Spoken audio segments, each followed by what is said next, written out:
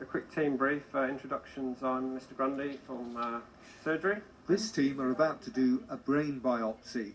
It's the start of a normal day's work, except it's 8 o'clock on a Saturday morning. It's not that we're not used to working weekends, but to do it more routinely like this has been a little bit more challenging, I think. I think there are some people, like myself and the anaesthetic team today, who actually might prefer to work the odd Saturday. It's an efficient, effective list, and it's actually quite enjoyable.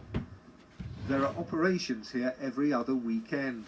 It's a 10-hour shift for the neurosurgery teams, seeing patients with brain tumours and spinal problems. I think the patients get an excellent deal on a Saturday, especially in neuro, because we know they're going to have a consultant neurosurgeon and a consultant anaesthetist. They're strictly service lists, so we don't have teaching and training on a Saturday morning.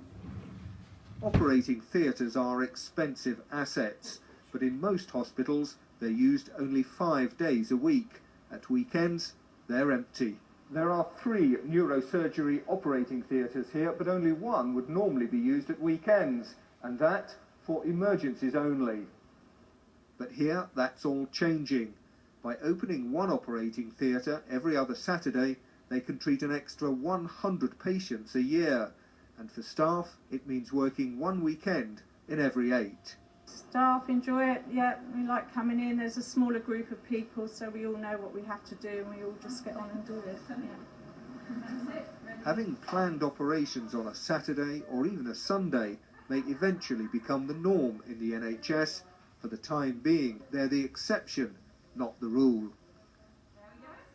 Now, one very senior consultant I spoke to said it's absolutely bonkers to have millions of pounds worth of equipment in operating theatres lying idle all day Saturday and all day Sunday. But of course, using those theatres means taking on more staff.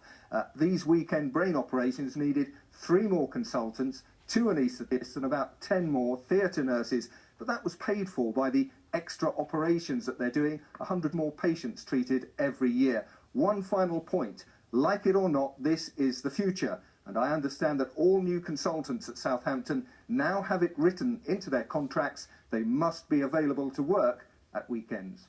Sally.